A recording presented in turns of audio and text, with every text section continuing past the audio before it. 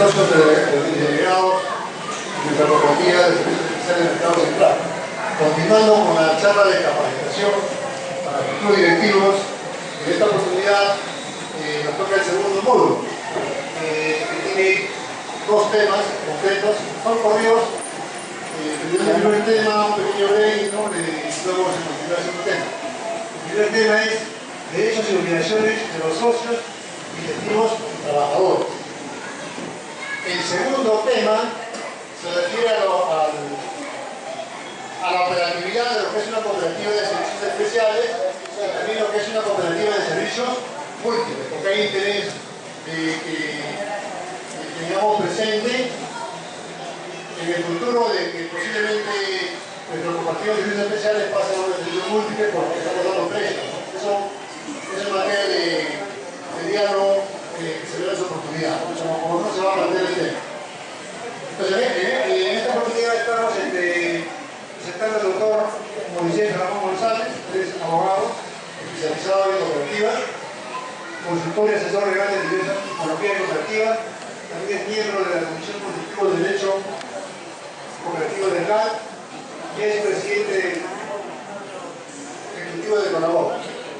Bueno, ya estando en la hora, presento acá al doctor, a quien pido un aplauso de bienvenida.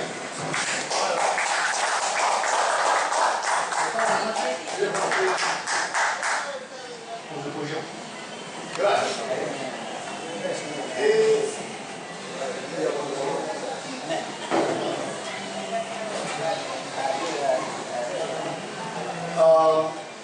El año pasado también estuve acá con ustedes, posiblemente algunos de los que están acá ya han visto.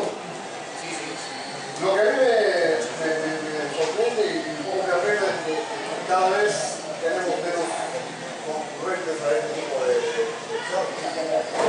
Y yo hablaba antes con el amigo de educación y le decía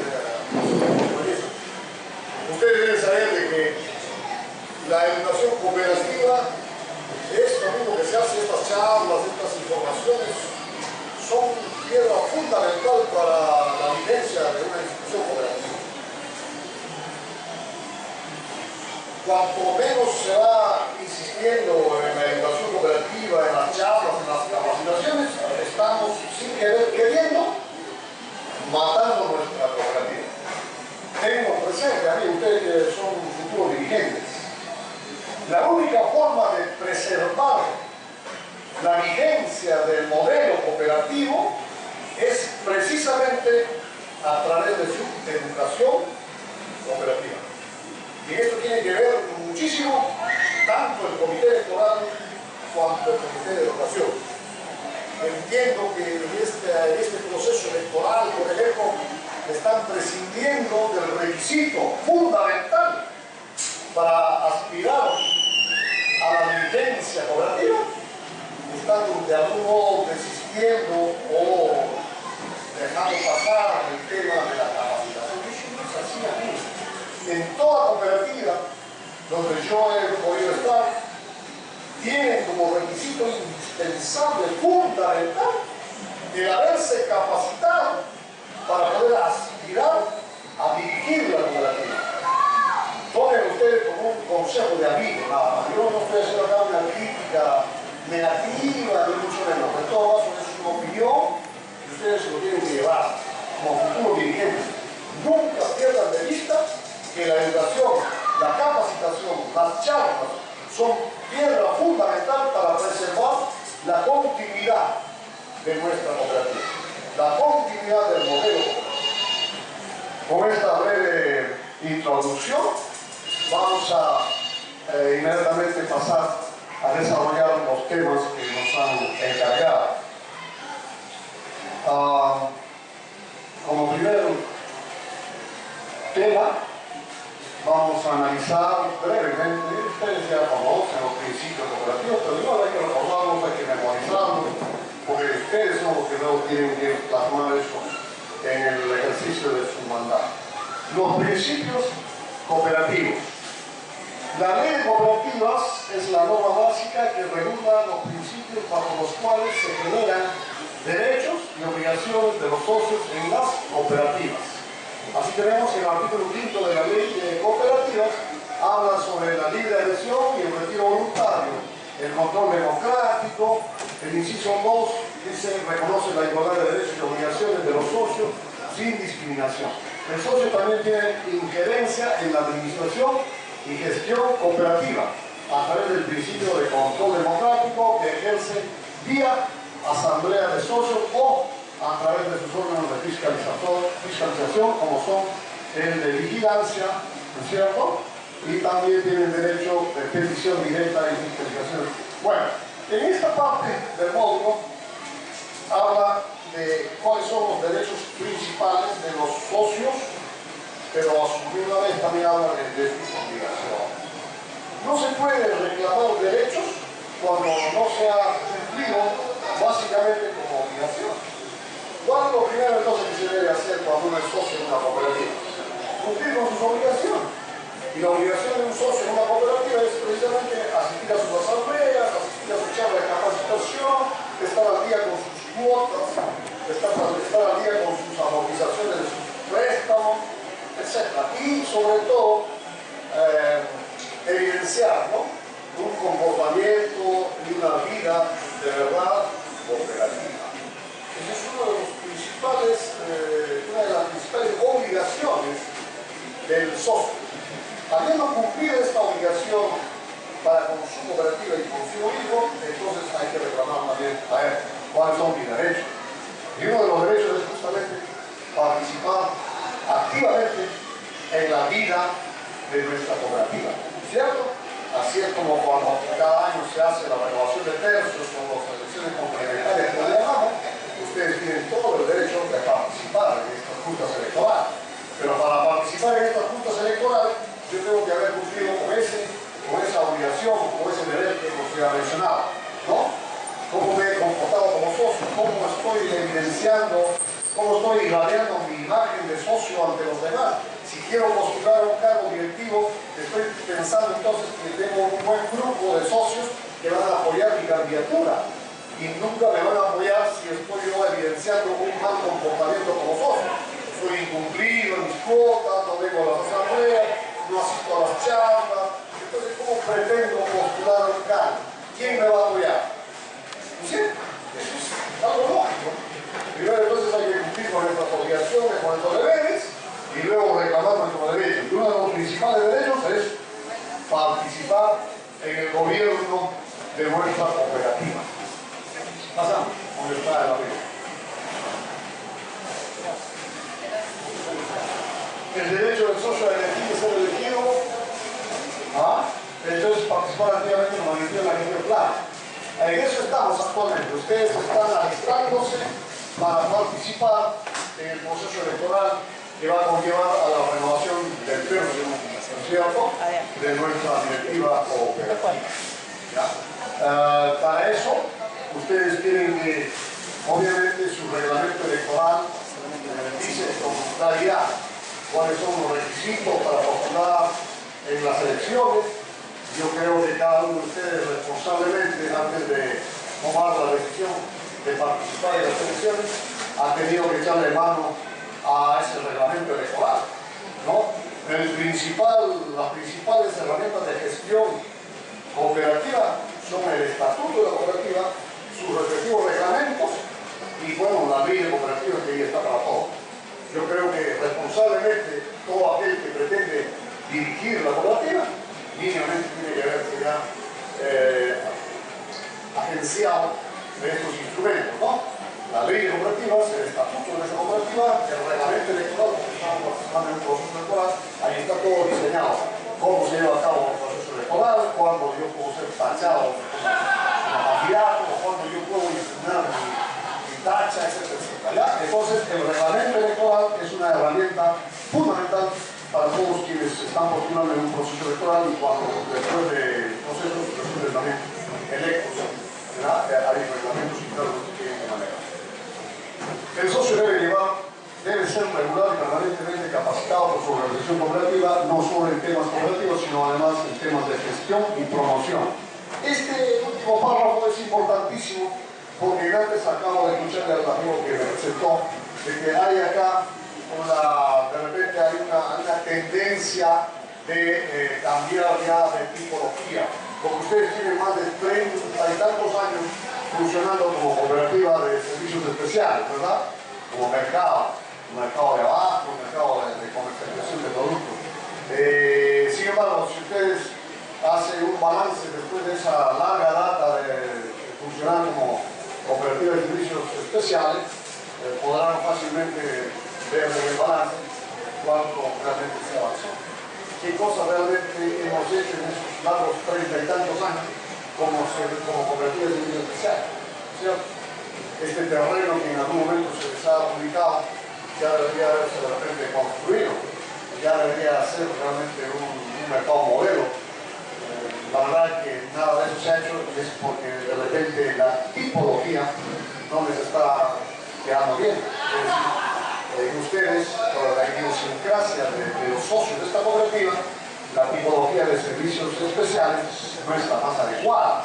Entonces, por eso seguramente en estos tiempos hay la tendencia de sugerir de que cambiemos de tipología porque el de servicios especiales no nos ha llevado hasta acá a buen puerto, no tenemos resultados que realmente nos halaguen, no hay nada que podamos decir, lo que hemos logrado como servicios especiales.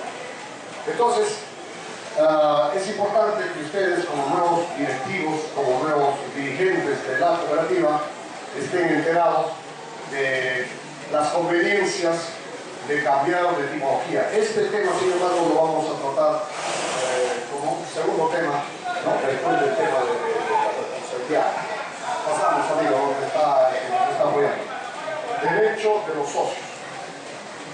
La ley de cooperativas dice el socio asimismo tiene derecho a participar y recibir los servicios que según el objeto social de la cooperativa haya sido la causa de su afiliación, cooperativas agrarias, ¿no? Bueno, ahí puede haber un modelo que no es el de ustedes.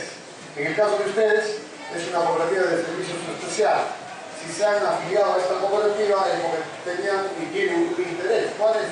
El de desarrollar su respectivo negocio, ¿no es cierto? Cada uno quiere progresar en su respectivo rubro, en su respectivo puesto, ¿no es cierto? Pero a simple vista podemos ver de que no está sucediendo eso en términos generales. Quizás en términos muy personales, cada cual en su respectivo negocio, en su respectivo socio, pueda estar acumulando algunas ganancias, algunos ingresos extraordinarios, y eso en qué medida le está favoreciendo realmente a la cooperativa como institución. Hay que ponernos a pensar en eso, amigos, porque hemos venido a una cooperativa no a tener un espacio de trabajo únicamente, sino a participar democráticamente, activamente en la vida institucional y a través de la institución mejorar todos su calidad de vida y hacer que sus familias también mejoren. Entonces creo que no se está logrando ese objetivo principal, ¿ya? Entonces, cuando ustedes se han afiliado a esta cooperativa de servicios especiales, han pensado de que a través de esta cooperativa de pequeños ambulantes que fueron en el Estado Central, ahora tienen sus pequeños kioscos, sus pequeños negocios, pero eso no es todo. Seguramente su aspiración es que en algún momento lleguen a tener sus respectivos negocios bien constituidos y, ¿por qué no?, de repente fabricar los productos que ustedes comercializan, ¿no es cierto?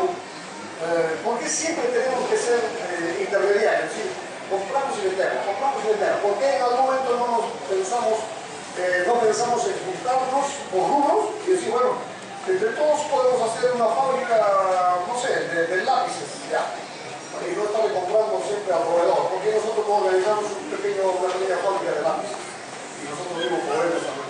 Ese debe ser el derrotero de cada socio cuando se afilia a una cooperativa de determinado tipo. ¿Ya? Los agrarios obviamente tienen sus aspiraciones y ustedes, los comerciantes, igual. Muy bien, los socios a quienes se les aplique medidas disciplinarias deben, desde amonestación hasta exclusión, tienen derecho a conocer las razones de la sanción, a ejercer su defensa, etc. Bueno, este es un tema que está latente todo el tiempo. Ustedes habrán notado de que siempre está latente el tema de la disciplina, ¿no? Cuando un socio o un directivo ha infraccionado el estatuto o el reglamento, es merecedor a una sanción. Y esa sanción está estipulada en el estatuto o el reglamento y va desde la amonestación hasta la exclusión, Pero, como dice acá, todo socio tiene derecho a saber por qué lo están disciplinando, por qué lo están procesando y tiene derecho a defenderse, ¿no es cierto? Eso tiene que ver con el principio del debido proceso. Si a ustedes como socios o como dirigentes en adelante, en algún momento los llegan a disciplinar, es decir, a procesar, tienen que tener la oportunidad de descargar, de defenderse, de aclarar, ¿no? ¿Quién me denuncia? ¿Por qué me denuncia? ¿Hasta qué punto es real el supuesto agravio o infracción que cometí? Entonces a eso le llamamos, en el interior de la gestión cooperativa, el debido proceso de nuestros socios en disciplina. ¿Ya? La disciplina es importante, amigos, en toda institución, inclusive en nosotros mismos y en nuestras casas. Si no tenemos disciplina, si no imponemos orden, si no hacemos prevalecer el principio de autoridad, ¿qué va a pasar también? ¿Qué va a pasar? ¿No? Es todo un pandemonio, es toda una crisis, una dificultad, nadie quiere hacer caso a nadie, entonces se impera lo que llamamos el desgobierno. Y cuando hay desgobierno, no se puede progresar. Entonces, para que haya buen gobierno, tiene que haber disciplina. Y para que haya disciplina y para que haya imposición de amonestaciones, exclusiones, suspensiones, tiene que haber un debido proceso. Eso implica de que el órgano, en este caso competente, que es el Consejo de Administración, tiene que nominar una comisión que investigue la posible infracción y que, merced a esa investigación, haya un informe de este órgano de apoyo y recién con ese informe el Consejo puede tomar decisión de aplicar amonestación o hasta exclusión. Nunca puede hacer directamente el Consejo de Administración la aplicación de una sanción. Esto es lo que está velado, eso está prohibido, en todo caso no es justo, ¿no? Tiene que haber un órgano imparcial, que es el que investigue al socio directivo que está implicado en una posible falta, en una posible infracción. Es decir, con el informe de este órgano imparcial, el Consejo de Administración toma la decisión de aplicar su medida disciplinaria. ¿Ya? Eso es importante que lo sepan. Porque ustedes, como futuros dirigentes, van a tener problemas siempre. No va a faltar alguien que diga, no estoy de acuerdo con lo que hizo tal o cual delegado, tal o cual directivo, y solicito su disciplina, etc. Tiene que estar informado para poder llevar eso de acuerdo al orden establecido. Pasamos, amigos, a obligaciones de los socios. Hablábamos ya de las obligaciones, así como reclamamos derechos, también hay obligaciones que tenemos que tener muy presentes. La ley de cooperativas, así como así mismo dice, reconoce derechos a los socios, establece algunas también obligaciones, las mismas que se detallan ampliamente en cada cooperativa, en su estatuto, ¿no? O en su reglamento, ¿ya? Entre las obligaciones establecidas por la ley de cooperativas tenemos tener capacidad legal para ser socio, salvo el caso de los menores de edad, siempre y cuando lo permita el estatuto o el reglamento de la cooperativa. Claro, cuando ustedes deciden afiliarse a esta cooperativa, lo hacen por su propia voluntad, ¿no es cierto? Eso implica de que son mayores de edad. Porque si fueran menores, entonces no habrían podido afiliarse directamente. El papá o la persona mayor ha podido presentarlos y solicitar su integración como menor de edad integrado a la cooperativa. Eso es todo un tal. Pero, desde luego, ser socio en la cooperativa implica tener capacidad. Es decir, tener capacidad de discernir, tener capacidad de definir, tener capacidad de proponer, ¿no? De opinar, ¿no es cierto? Eso es. La vida activa en una cooperativa es eso. Cada socio tiene la capacidad de plantear sus ideas con una propuesta de mejora, ¿no es cierto? No siempre el socio está para criticar a un dirigente, criticar al gerente, criticar a los órganos de gestión, nada le parece bien. Pero ¿en qué momento ese socio también ha dicho, mira, me parece que esto debe hacerse así para mejorar?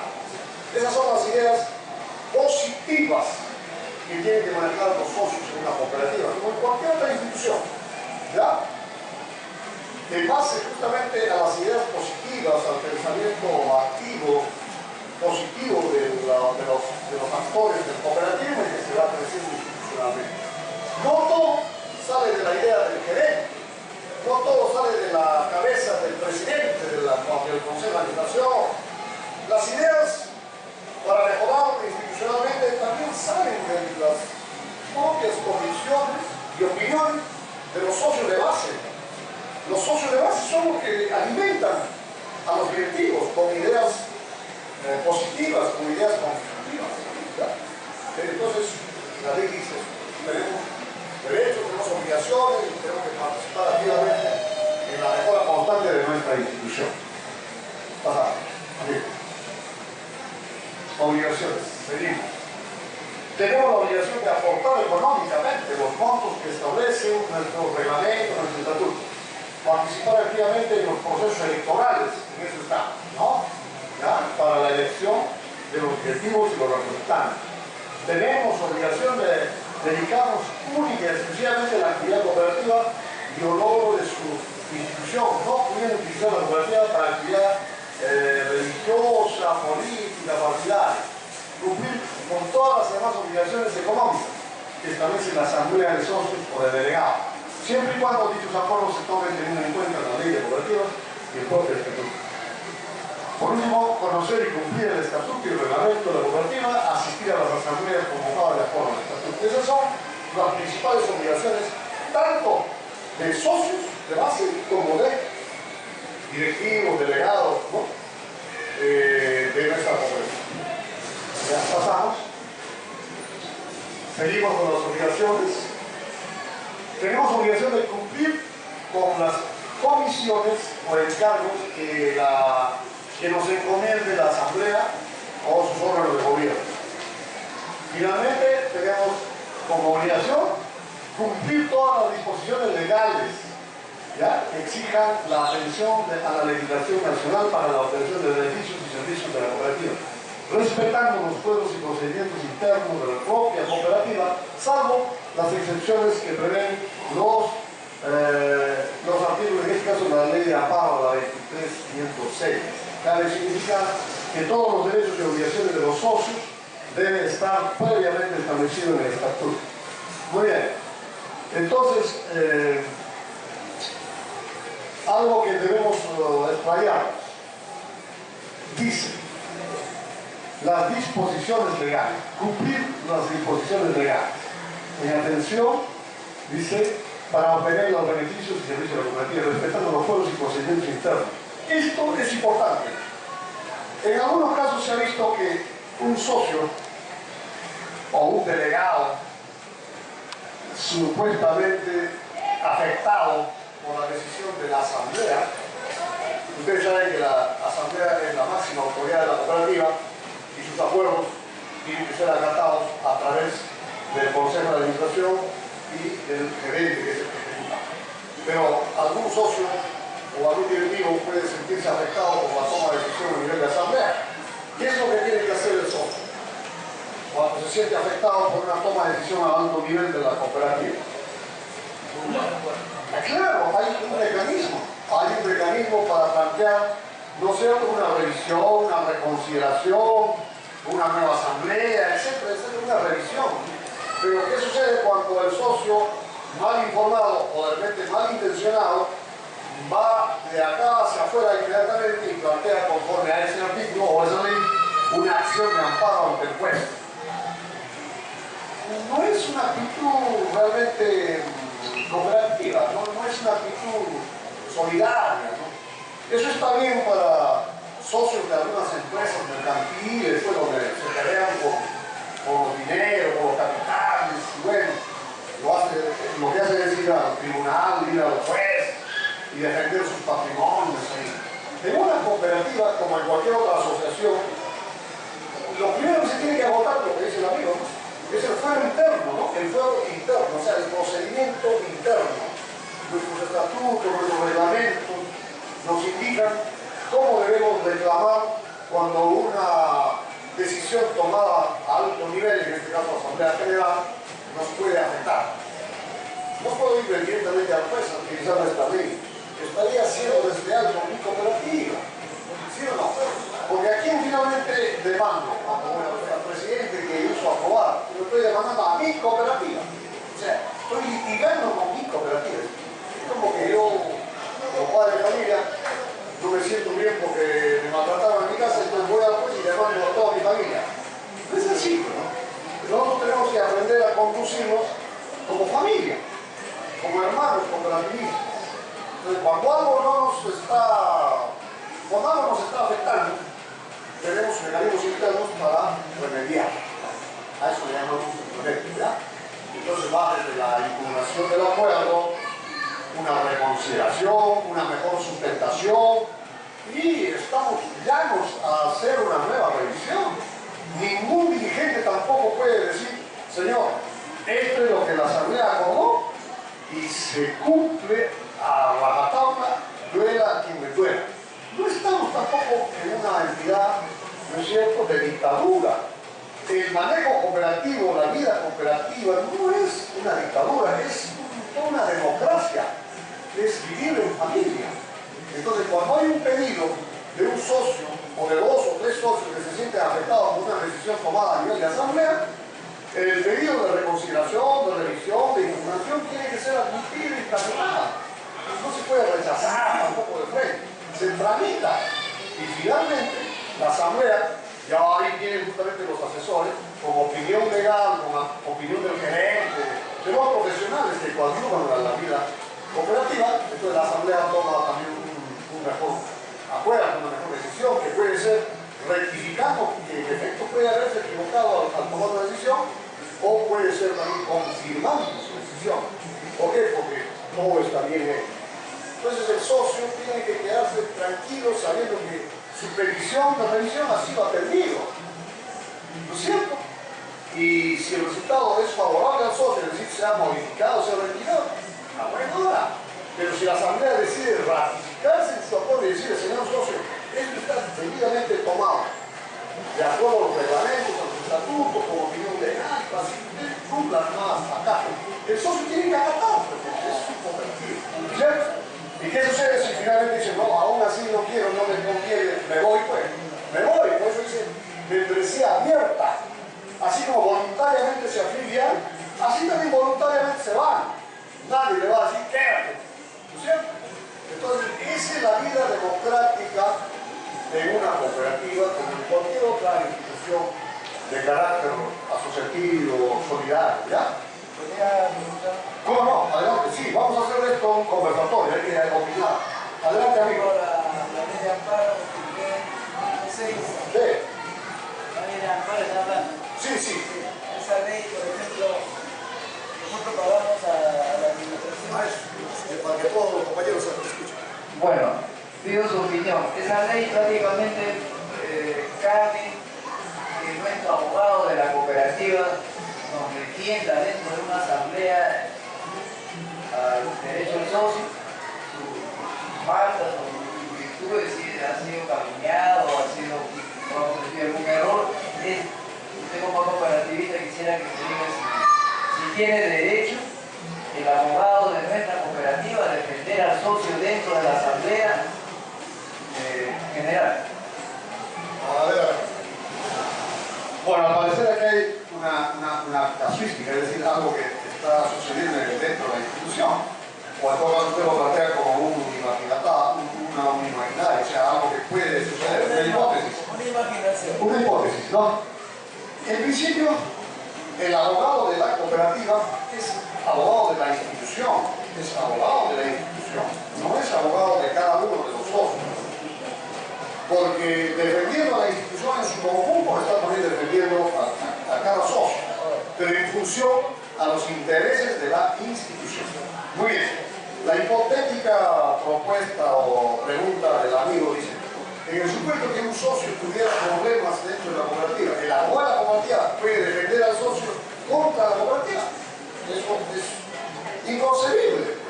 No puede, porque en todo caso nuestro asesor legal, con el respeto que se merece, yo no sé quién es acá, el asesor legal, pero estaría actuando como juez y parte, es decir, estaría defendiendo los intereses individuales del socio frente a los intereses superiores de la institución y su conjunto. Entonces, ¿qué es lo que tiene que hacer el asesor? El asesor tiene que abstenerse de defender al socio y más bien defender los intereses de la institución, pero en observancia irrestricta de la ley, del estatuto y de los reglamentos, ¿no es cierto?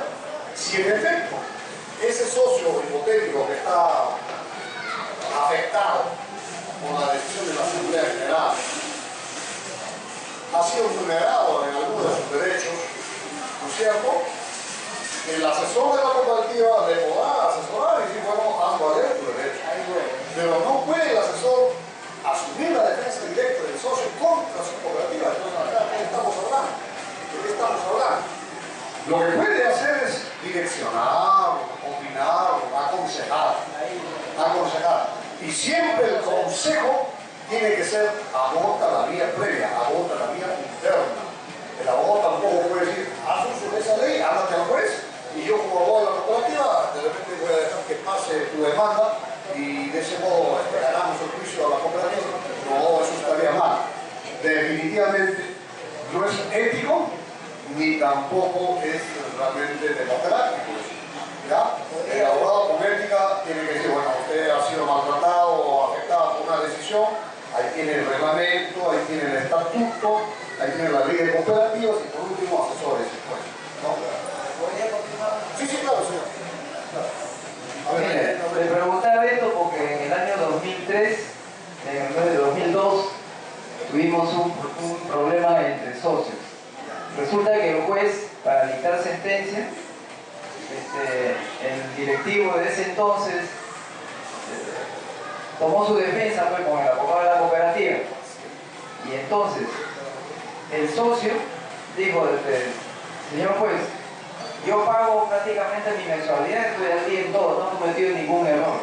Por tanto, yo pido aquí en este Poder Judicial que el abogado de la cooperativa me defienda a mí, porque al pagar yo, también se está defendiendo el socio. Aunque es directivo, pues también es socio. Al defenderme a mí, se está defendiendo a todos. Fuera de la cooperativa, es un asunto de hecho. Lamentablemente no está el nombre acá porque está en una comisión, pero sucedió así. Entonces el juez agarró y dijo, bueno, señor presidente, ¿sabe qué? Se suspende esta sentencia por no tener el señor socio un abogado defensor. Así fue. A eso se debe mi pregunta, ¿no? Que antes de llegar al Poder Judicial, acá, como usted dice, se le puede dar un consejo o una determinación o asesorarse por otro abogado particular. Ese era todo mi inquietud. muy bien. Muy bien. Claro, si hay algún otro compañero socio que quiera también hacerse la palabra para de repente hacer ver de que hay problemas de ese tipo y cómo podemos ir resolviendo, es importante. Estas charlas no solamente son académicas, estas charlas son justamente así también para intercambiar opiniones y encontrar juntos el mejor camino de resolver los conflictos. ¿Ya? Siempre van a haber conflictos en las instituciones, siempre. En una cooperativa mucho más, ¿no? Porque se juegan intereses, hay cosas. Pero, sí, es un ratito. Pero, o sea, lo concreto es que debemos sujetarnos al debido proceso. ¿Qué cosas nos dice el debido proceso? El debido proceso nos dice, agoten ustedes sus mecanismos internos. Así es. Agoten ustedes su vida interna, sus mecanismos internos. Otro, no puede el abogado de la cooperativa asumir la defensa directa del socio que se siente afectado por una decisión de la cooperativa. Estaríamos asistiendo a un asunto de juez y parte, y eso no está bien. ¿Ya? Entonces hay que evitar ese tipo de actuaciones. El amigo quería hacer uso de la palabra. Doctor, cuando un socio es excluido... Doctor, cuando un socio es excluido y está en el Poder Judicial litigando sobre una impugnación de acuerdos, ¿en qué condición queda ese socio? ¿Todavía puede percibir algunos servicios de la cooperativa en ese tránsito? de estar excluido y estar en el Poder Judicial sobre impugnación de acuerdos. Habla completo. No, claro, ese socio ha sido excluido como socio y se va al Poder Judicial y está en litigio sobre impugnación de acuerdos. Pero ese socio, al estar excluido, pierde algún privilegio con la cooperativa por sí, como recibirse algunos servicios, por ejemplo, un préstamo, por ejemplo, de un crédito que otorga la cooperativa. Está pidiendo el derecho de... Muy buena pregunta, muy buena pregunta. Ustedes, para ustedes, futuros dirigentes, necesitan saber cómo se actúa, cómo se resuelve este tipo de posibles circunstancias. Ocurren estas cosas, ocurren. Muy bien. Si un socio ha sido excluido de la cooperativa, es porque ha infraccionado el estatuto o el reglamento, ¿cierto? Y ha habido ahí un debido proceso, es decir, se ha procesado al socio a través de una comisión investigadora y a través de la opinión o del dictamen de esta comisión, el Consejo de Administración ha tomado la decisión de aplicarle la medida, y esa medida ha sido, en este caso hipotético, que me pregunta lo que depende del real, la expulsión. El socio ha podido ahí también hacer valer todavía los mecanismos internos de la cooperativa, porque él podía haber planteado una reconsideración a su medida de expulsión y la asamblea podía haber realizado eso. ¿Sí?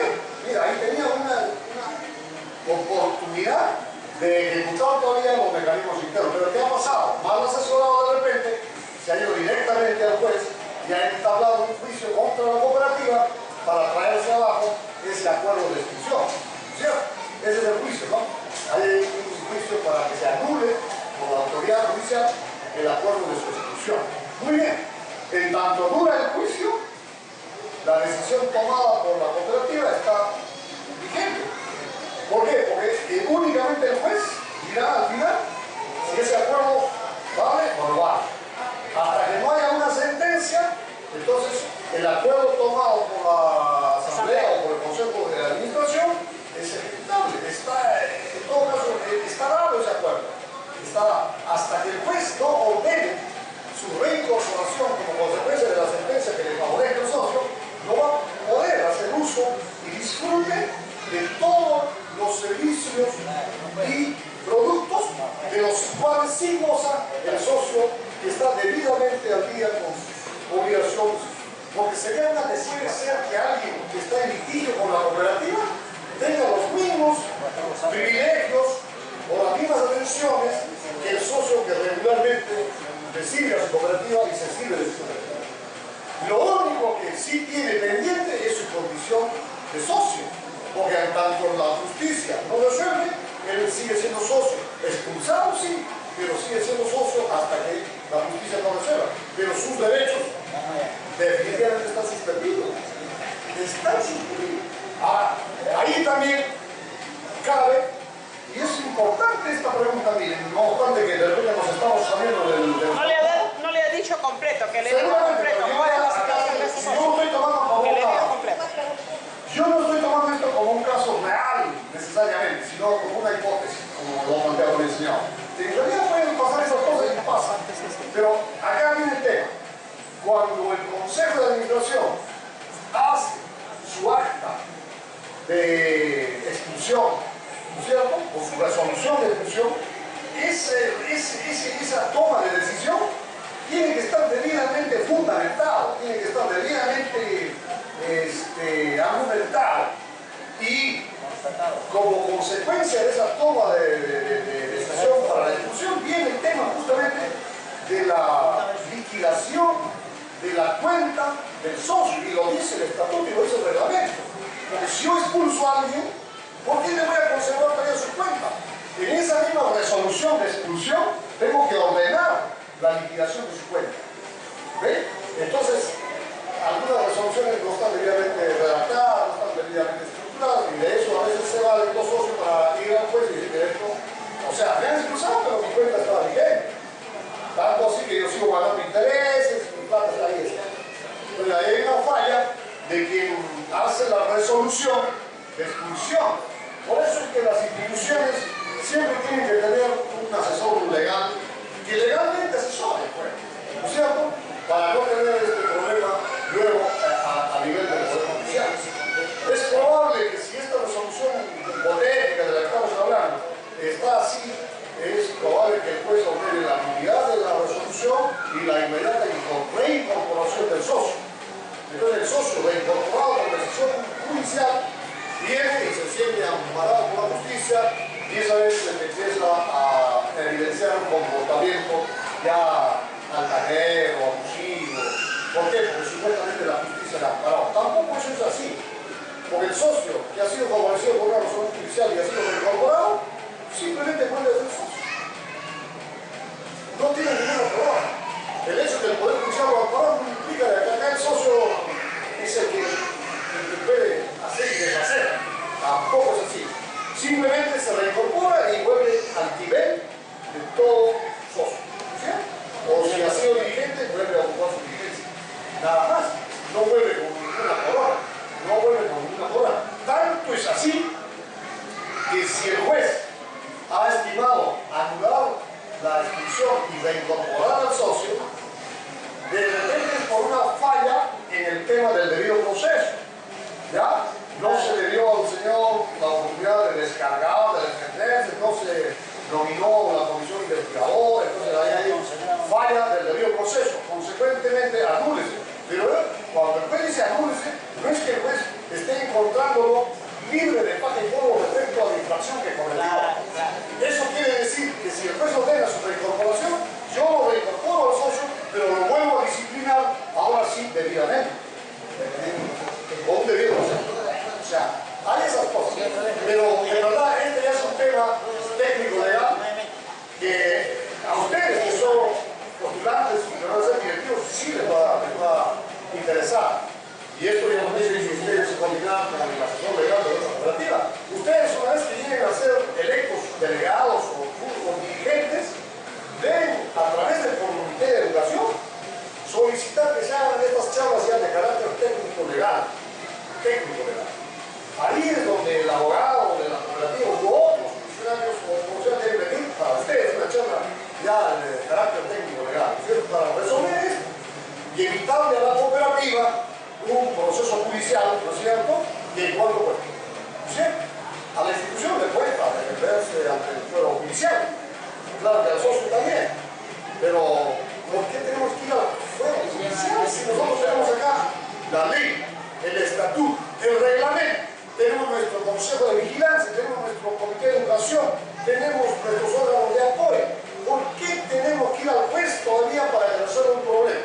¿Por qué? Porque no ha habido esto, pues, la charla de capacitación. ¿No es cierto? Es por desconocimiento más que nada que se cometen irregularidades en nuestra cooperativa y a veces nos tenemos que ir a enfrentar al juez, causándole un problema patrimonial a nuestra cooperativa porque cuesta defenderse al juez. Y por otro lado, un desprestigio respecto a su imagen institucional. Porque una cooperativa metida en un proceso judicial con sus socios con terceros, definitivamente es una cooperativa que no está trabajando bien. Ahí hay malos manejos, dice la gente. Hay que evitar eso. Muy bien, estas preguntas han servido para explayarnos un poco en este tema, pero creo que es importante, ¿no? Vamos a continuar si no hay otra intervención. A ver, amigo, ayúdame. Concepto de directivo. Ajá. Después dice renovación de concepto.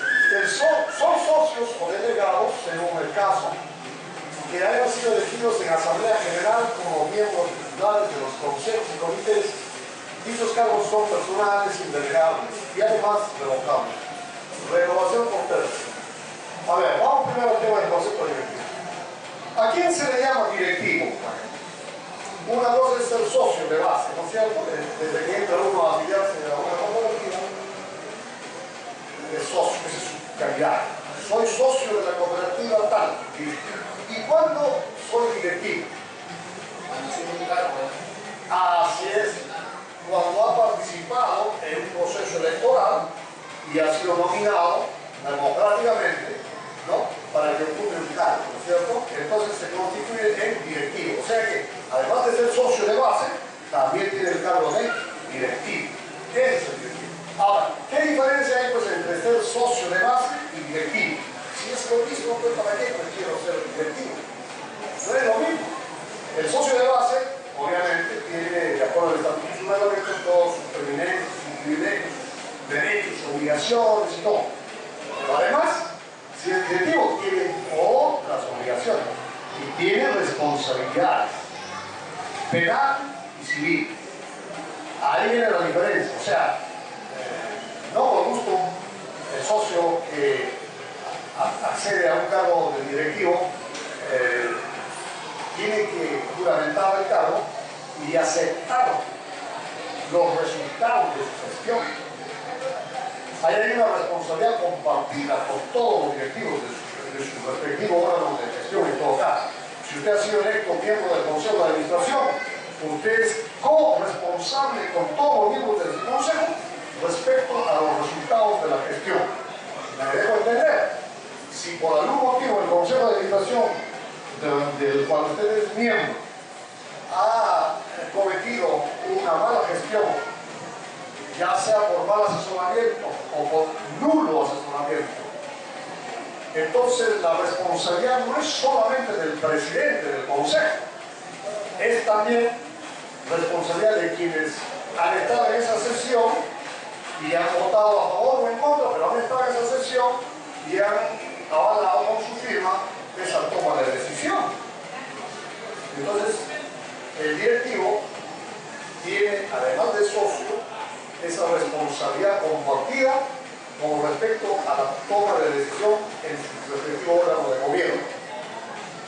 Ahora ustedes dirán, entonces, ¿qué hago yo si, no obstante, mi voto en contra se aprobó por mayoría esa toma que resultó ser lesiva o patrimonio de la propiedad y por eso ahora estamos todos metidos en un proceso judicial? Entonces, si yo voté en contra, yo dije que no, ¿por qué yo tengo que ir a pagar junto con los demás? ¿Por qué? Porque en el momento de la toma de decisión, en el momento del voto y en el momento de llenar el acta, no dejé constancia de mi desacuerdo. Miren, qué importante es este tema. Es un detalle, pero que les va a servir muchísimo a ustedes como dirigentes.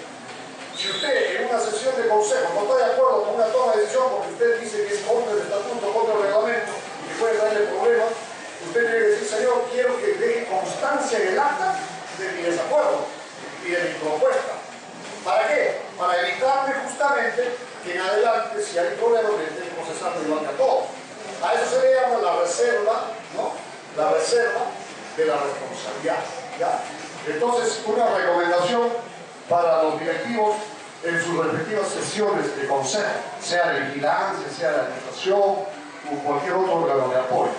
Si no están de acuerdo respecto a una toma de decisión y están plenamente convencidos de que eso es antiestatutario, antirreglamentario o antilegal, o sea, ilegal, ustedes tienen que dejar constancia de su desacuerdo, pero una constancia fundamentada.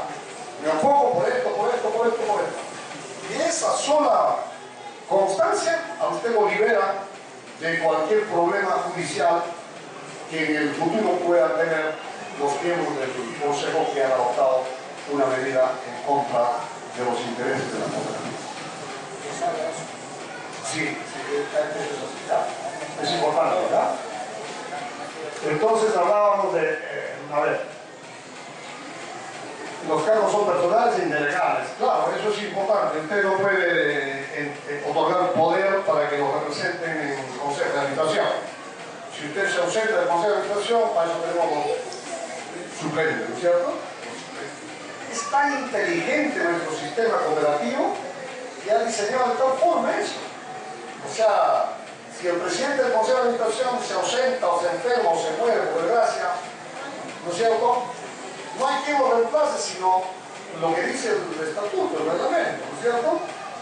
¿Ya? Si se tiene que renovar ese cargo, tendrá que ser en su momento, pero entre tanto el Consejo no puede quedarse descabezado, porque ya, ¿quién asume? Cuando no está el presidente. El vicepresidente, pues. Y ahí está, bien dicho en la ley y en el estatuto.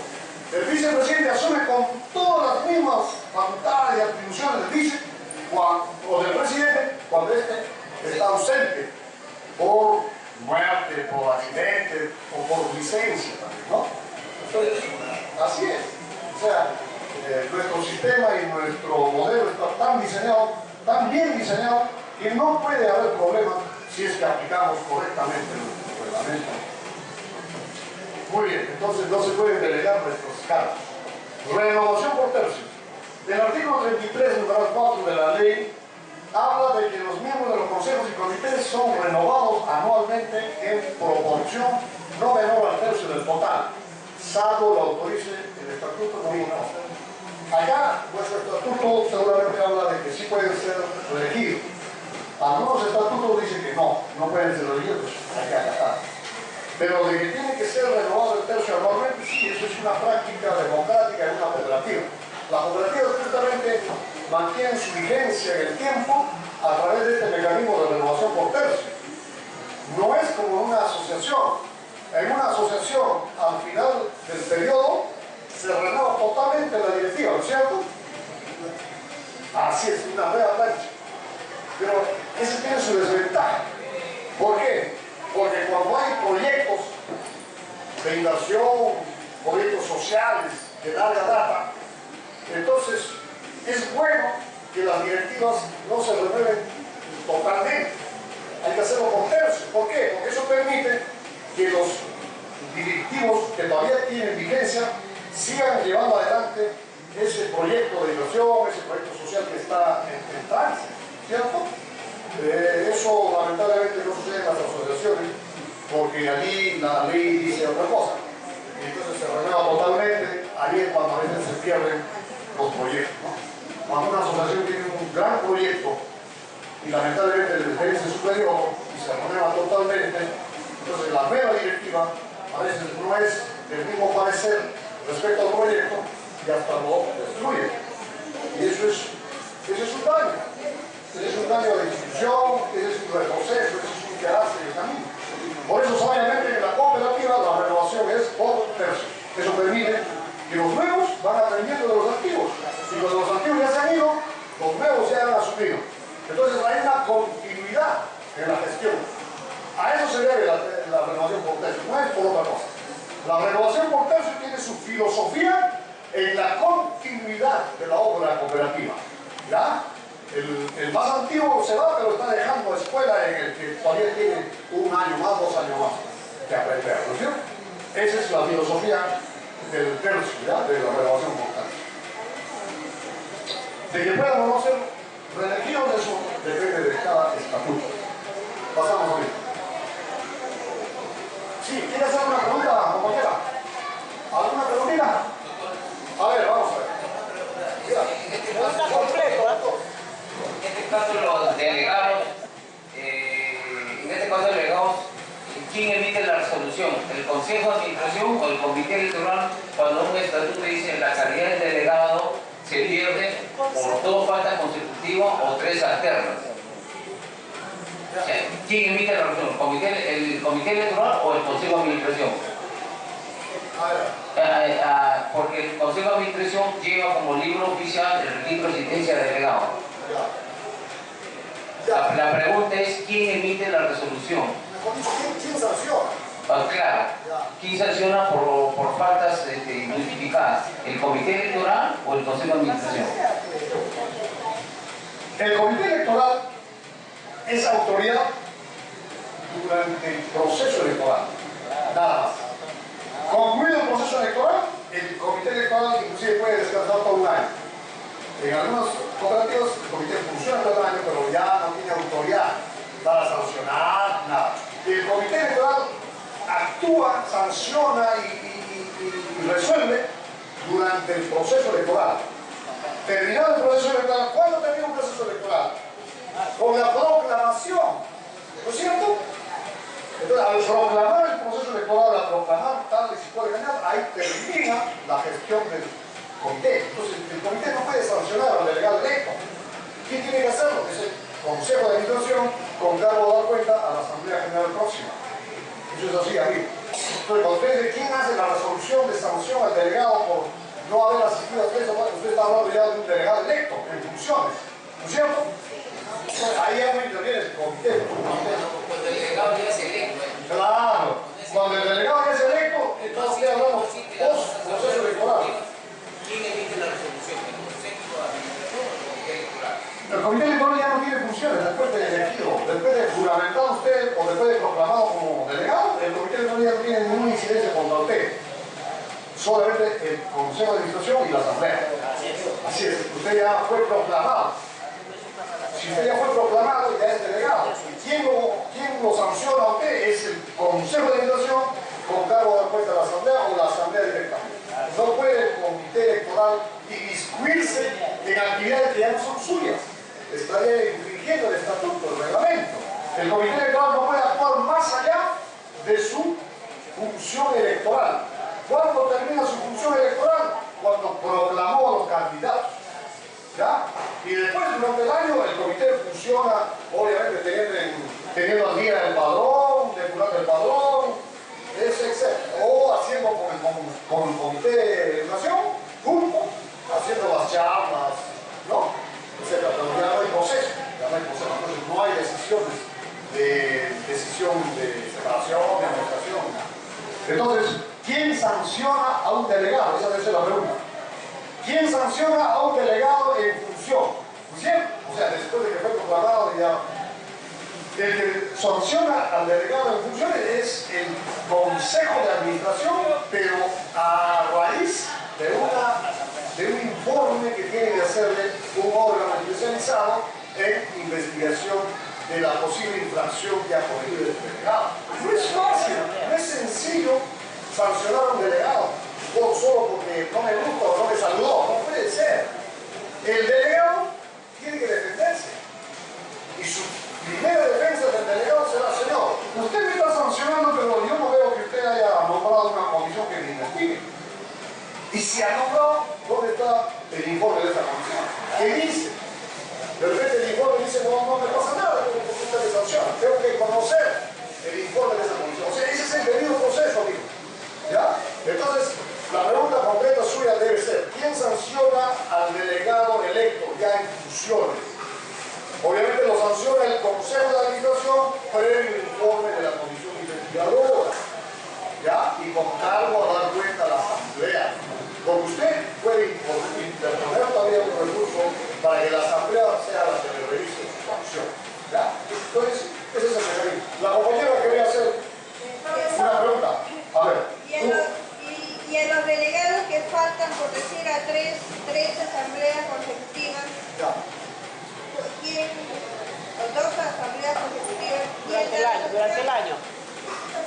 Por eso mismo, pues. y continuamente siempre falta La falta o sea, la inasistencia a las asambleas, ¿quién las controla, no? ¿Quién controla las asambleas? ¿Quién controla las asambleas? Electoral.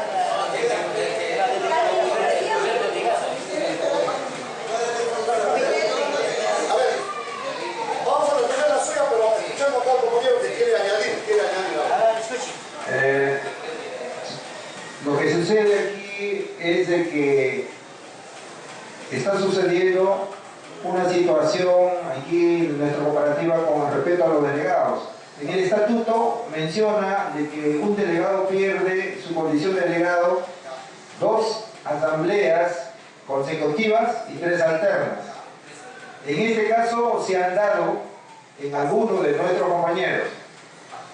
Pero ¿quién es el que va a sancionar y quién es el que va a reemplazar a este nuevo delegado? Ya que se ha dado esta situación, porque así lo dice el estatuto, ¿no? Nosotros, como antecedente, teníamos que el comité electoral hacía el cambio sucesorio. Si un delegado,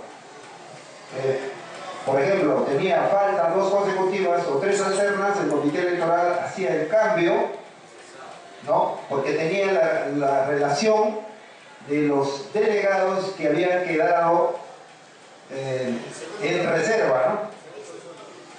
Entonces, esa es la pregunta ahorita. ¿Quién es el que va a determinar eso? ¿El Consejo de Administración o el Comité Electoral? Ahorita estamos un poquito entrampados en esta situación. Así es. Muy bien. Aclarada la pregunta. Entiendo de que esta es una situación real en nuestra cooperativa, entonces vale la pena que hagamos un paréntesis en esta disertación y empecemos a desarrollar esta preocupación. ¿Para qué? Para que ustedes con conocimiento de causa y sobre todo con opinión legal puedan ya discernir sobre el problema. Habíamos dicho que el comité electoral es autoridad en el proceso electoral. Termina su función cuando han proclamado a los delegados, cuando han proclamado, ¿cierto? En este caso el directivo. Ahora, el directivo, como cualquier otro socio, tiene causales de sanción. Y una de las causales de la sanción que acaban ustedes de referir es la inasistencia a 2 asambleas consecutivas y 3 alternativas. Estamos hablando de asamblea general, asamblea de socios o de delegados. Muy bien, muy bien. Entonces, la pregunta debe partir: ¿quién detecta, quién debe detectar o quién controla las asistencias de los delegados a las asambleas de delegados? Claro, es el Consejo de Administración que es el que convoca a la asamblea y es el que controla la asistencia. Entonces, el Consejo de Administración detecta que un delegado X ya tiene 2 faltas consecutivas, o de repente 3 alternativas. Entonces, ¿qué hace el Consejo de Administración? Pues, no, de acuerdo a nuestro estatuto, a nuestro reglamento, este delegado ya cometió una infracción. ¿No es cierto? ¿Qué hace? Entonces, el Consejo de Administración, en sesión especial o le llamamos extraordinaria, ve el tema del delegado que cometió esa infracción y si encuentran de que efectivamente ha cometido el hecho, porque eso es fácil de determinar, ahí están los autores de los asistentes. ¿Qué hace? Efectivamente determina, ¿no es cierto?, que ha caído en infracción y en consecuencia debe ser separado. Allí ya no cabe la comisión investigadora, porque al delegado no se le está investigando de una supuesta infracción contra la operativa, sino de su inasistencia a las asambleas que son ya causantes de su separación. Entonces, la asamblea o la sesión extraordinaria del Consejo de Administración, estudiando el caso específico del delegado infractor, resuelve su separación por infracción directa al estatuto o al reglamento respecto a la inasistencia de 2 o 3 asambleas. ¿Y qué hace? Esa resolución del Consejo debe ser inmediatamente derivada al Comité Electoral. ¿Para qué? Para que el Comité Electoral, en ejecución de la resolución del Consejo de Administración, provea quién debe reemplazar a este. Nada más, no. Ahí verán ustedes que el Comité Electoral no está sancionando, el Comité Electoral no está decidiendo, resolviendo nada, sino el Comité Electoral únicamente del Consejo de Administración. ¿Por qué? Porque el Comité Electoral es el que tiene la reserva de los directivos que deben reemplazar a los que han sido sancionados. ¿No es cierto? Lamentablemente, no tenemos nosotros en reglamento ni en estatuto el tema de los delegados suplentes. Porque si tuviéramos delegados suplentes, entonces, sin necesidad de pedirle al Comité Electoral, yo aplico nomás y llamo al delegado suplente. En este caso no hay delegado suplente. ¿Qué tengo que hacer? El Comité Electoral, revisando su padrón electoral y sus resultados de sus elecciones, de las elecciones, me diga, a mí, como Consejo de Administración, me diga: señor, de acuerdo a su resolución, el delegado fundamental ha sido separado. Quien debe reemplazarlo de acuerdo al padrón electoral y de acuerdo a los resultados de las últimas elecciones es este señor. Y entonces, ese es el que lo reemplaza. Pero si la persona ha presentado un documento, digamos, dando su motivo por qué no ha asistido a la asamblea, y ella está reclamando sus derechos, porque en este caso me parece que la administración no lo ha sancionado, sino el comité electoral. No, el comité no. El comité no. Eso es lo que... A ver. No se han emitido 2 resoluciones, una en Consejo de Administración y otra de... A destiempo. El comité electoral puede informar a la base de la comisión quién debe reemplazar una resolución. Entonces, la pregunta está buena. No, sí. Mire, lo que sucede es que la delegada, ella también es abogada. Entonces, ella presentó un documento, los motivos de que no pudo asistir. Y a mí me parece que el comité electoral, caprichosamente, porque así se maneja aquí en la cooperativa, esta persona no me gusta, como el año pasado, el señor que está hablando y preguntando hizo tachar sin motivo a mí y a un grupo de personas, sin motivo, pero no lo logró. Eso se llama abuso y atropello. Y la abogada ahorita está haciéndose respetar, no sé en qué quedará, en qué se quedará. Pero hay un documento que ella había presentado y a ella no le notifican. Ese es. Abogada y no sabe dónde está parada. Buenas noches. Yo creo que es necesario que usted sepa cómo es. Cuando un delegado falta, porque siempre va a pasar eso, presenta su justificación al Consejo de Administración. El Consejo de Administración pasa el documento al Comité Electoral para que ellos tengan conocimiento. Pero esa justificación tiene que ser debidamente sustentado. No porque solamente digo, si yo estoy enfermo tengo que mandar mis recetas, qué sé yo.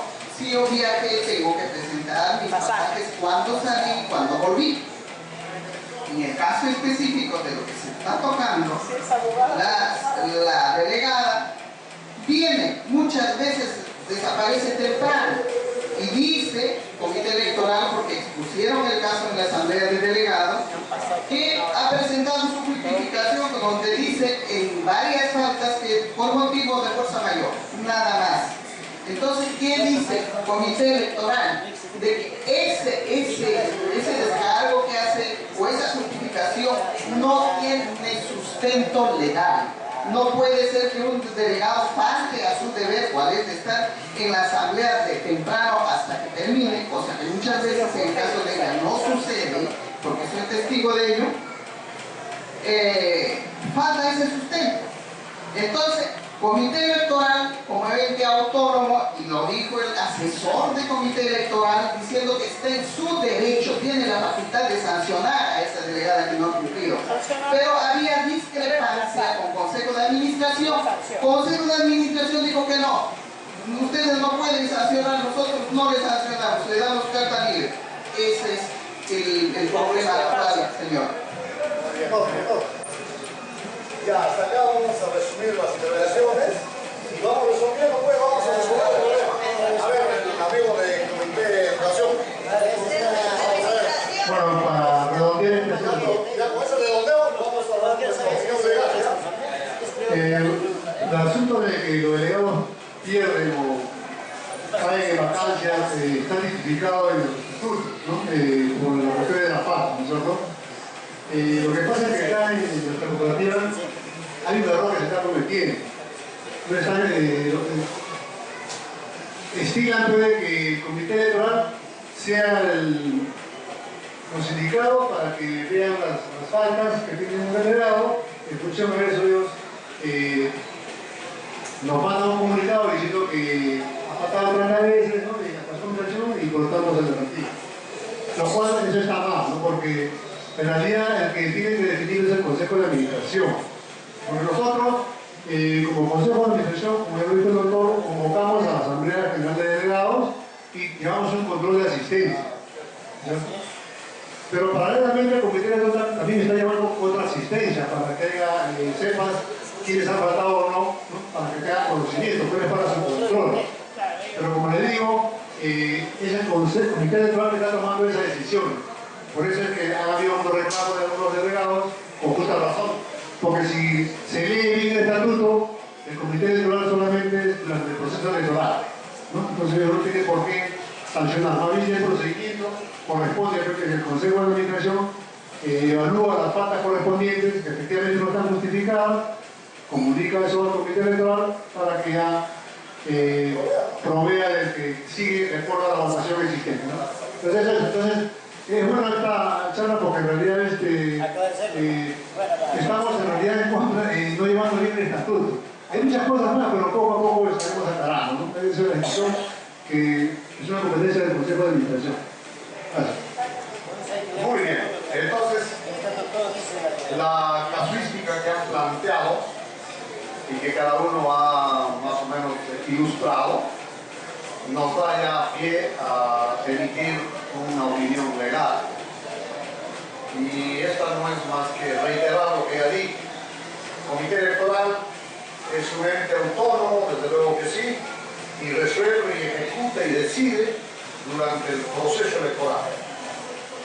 Terminado el proceso electoral, el comité electoral simplemente es la reserva de nuestro padrón, es el que mantiene nuestro padrón y en todo caso es el que provee de las ternas que van a reemplazar a quienes han sido separados de un debido proceso. Eso sí, siempre hay que tener presente el debido proceso. Ahora, yendo a la delegada abogada que al defenderse planteó justificaciones, habría que ver si esos descargos se han hecho dentro del debido proceso, es decir, en su momento oportuno.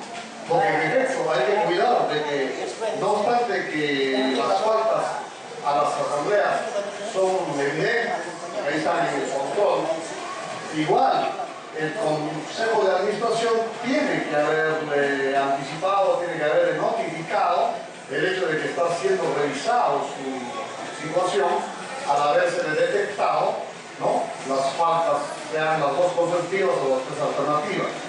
Frente a eso, la delegada afectada pudo haber planteado una justificación que, de acuerdo al reglamento, puede ser una justificación extemporánea, porque la justificación a las faltas no tiene que ser después de.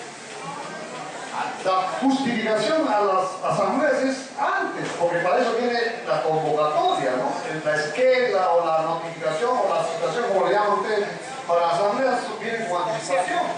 Y si el delegado no está en posibilidad de asistir, antes que se realice la asamblea, está presentando su justificación. Ese es el debido proceso. Pero si yo presento una justificación después de que me haya detectado mi inasistencia, será seguramente declarada extemporánea esa justificación. Máxime cuando, como ha dicho la señora, no es un documento que tenga asidero legal. Es decir, yo no puedo decir, no vine por razones de fuerza mayor. Eso no es justificado, definitivamente que no. ¿Ya? No. Ya. ¿Perdón? Claro, pero hay formas, pues, hay formas. Los documentos son así. Avancemos, por favor. Sí, vamos a avanzar, pero creo que esto es importante también. No puedo dejar con dudas a los compañeros que van a ser delegados. Eso tiene que ser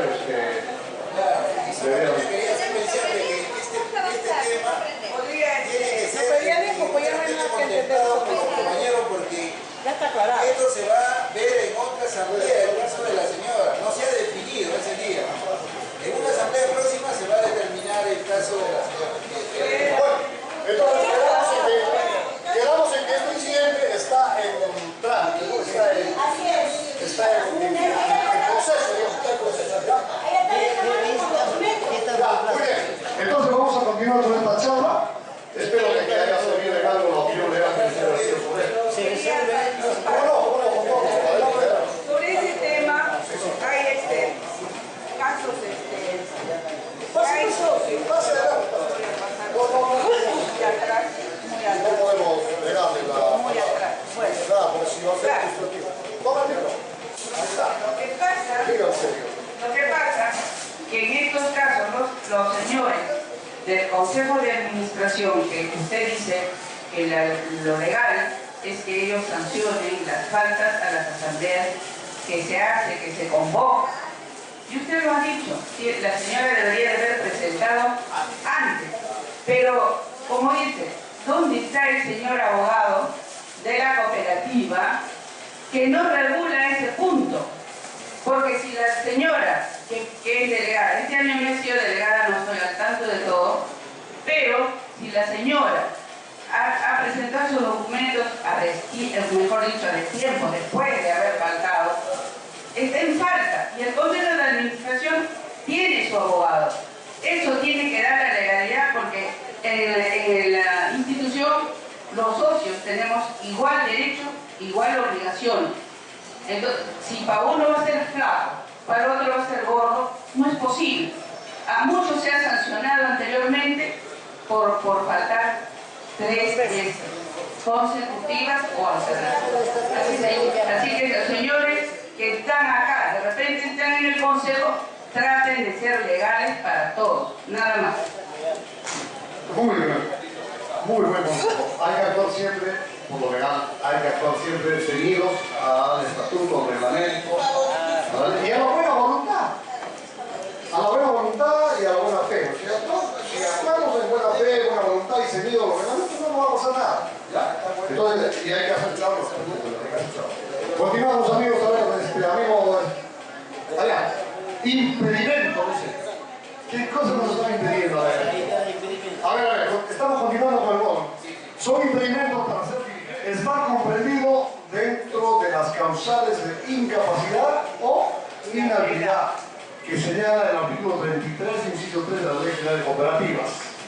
Haber sido sancionado por la Asamblea General, ser pariente hasta el 4º grado de consanguinidad, ¿no es cierto? O dice, hasta el 2º grado de afinidad entre los miembros de los consejos, comités y comisiones. Ser miembro de la comisión nombrada por la Asamblea General, vigente al momento de producirse el acto eleccionario de la renovación del tercio. Ser dirigente de otras cooperativas del mismo grado. Bueno, ahí tienen ustedes una lista de impedimentos que lo dice la ley, pero muy aparte de eso, solamente nuestro estatuto también contiene y el reglamento, sobre todo. Entonces hay que seguir. Analizando, por decir el primero, dice,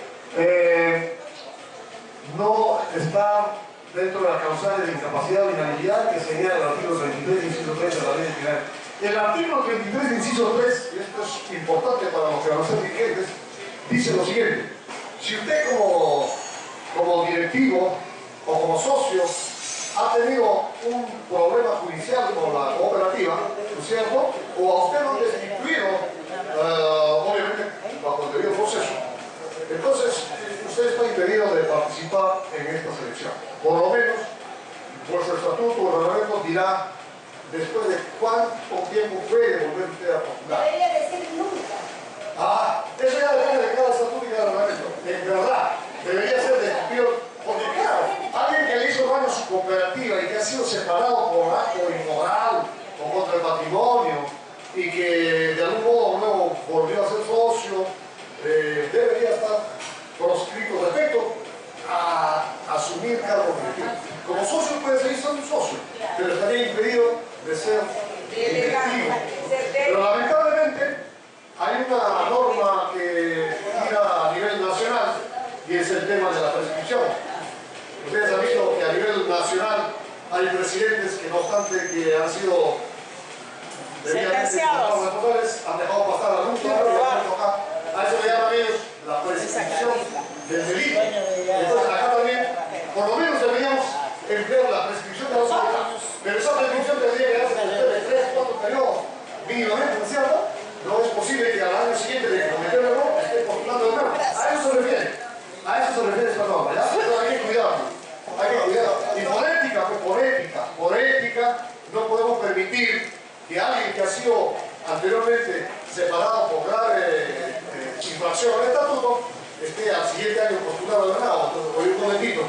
Pero es que no me impide el reglamento, la norma no dice nada. Bueno, será motivo entonces de plantear que se modifique nuestro estatuto, que se mejore nuestro reglamento y que se provea pues, al comité electoral y sobre todo al consejo de administración de estos filtros que nosotros le llamamos para evitar estas cosas. No puede ser posible que alguien que ha sido separado por falta grave al año siguiente esté postulando. Eso de verdad que no puede ser. Muy bien. Y a otros que todavía ni le han... Ser pariente del 4º grado de consanguinidad o hasta el 2º de afinidad. Ustedes saben que de acuerdo a... Una pregunta para que Abel nos explique. Mire, en este caso, el hijo de un dirigente del comité electoral lo han tenido para que se separara al comité electoral, que es su hijo. Yo reclamé en la asamblea del día pasado, porque se llaman 3, ¿no? Pero este abogado dice que está honor, en la cual yo no me comí ese juego. Él dice que ha venido a asesorar al comité electoral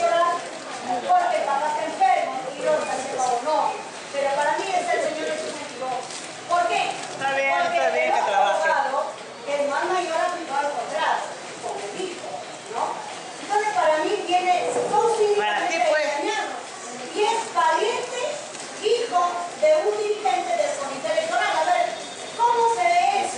Sobre todo, Ya. no, ya no es socio, ya no es.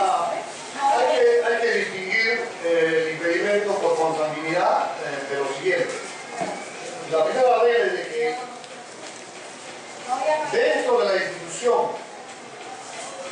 no pueden haber parientes que ocupen cargos directivos. ¿Ya? Eso no impide que si yo tengo un hijo que es socio de base y yo soy directivo, no hay problema. El impedimento es cuando ambos estamos dentro de la directiva, sea cual fuere el órgano, porque yo puedo ser del Consejo de Administración y mi hijo del Consejo de Vigilancia. Hay incompatibilidad. No puede ser. Eso está... Él no es socio ni delegado. Pero ese es un poco para poner como ejemplo, ¿no? Una pregunta simple. Si yo soy directivo, yo puedo traer a mi hijo como asesor de la junta directiva. Tuyo, pues. Del comité electoral, que es más claro. A ver. No, pero el contrato lo ha firmado con el otro abogado. Ahora, el otro impedimento... Es asesor personal. A ver, un momentito. El otro impedimento es de que no debe haber parentesco entre miembros de la directiva y la plana de trabajadores, la plana de ejecutivos de nuestra cooperativa. Eso tampoco es compatible. Ahora, así sea ad honorem, el cargo es en este caso de asesor o de empleado, de funcionario. Porque el funcionario puede ser rentado, puede ser ad honorem, pero es funcionario. Entonces, el cargo de funcionario es incompatible con alguien que es valiente y está en la directiva. Sí, claro que sí. Yo no puedo tener, como presidente del Consejo de Administración o miembro del Consejo de Administración, no puedo tener un valiente dentro de la plana de asesores. Porque habría el problema del nepotismo, que no se aplica obviamente en la cooperativa, porque es una entidad privada, pero es una figura. Es una incompatibilidad. Y toda incompatibilidad tiene que ver necesariamente, amigo, con el tema de la honestidad, con el tema de la ética. No esperemos todavía de que esté puesto ahí en el reglamento, de que esté puesto en el estatuto. Hay que ver también si eso o no es honesto eso, si eso no es transparente eso. Nada más. Si nos regimos por la transparencia, por la honestidad, por la ética, a veces ya está de más todo lo que dice nuestro estatuto, porque lo principal es eso. Entonces, no es ético tener a un pariente asesor mientras yo soy directivo. No es ético, no necesita estar en el estatuto. ¿Ya? Entonces hay que cuidar esas cositas. Doctor, si una persona es delegado y tiene su pariente trabajando en la cooperativa, ese también, ¿cómo sería eso? O sea, uno es delegado acá, En fin, es trabajador de la cooperativa. Claro, hay una incompatibilidad relativa, porque tanto usted es delegado, únicamente delegado, y no es directivo de un órgano de gestión, ¿no? Porque hay que diferenciar. El delegado, puramente delegado que asiste a las asambleas, no tiene la misma responsabilidad civil y penal que un directivo, que sí está en un órgano de gestión, ¿cierto?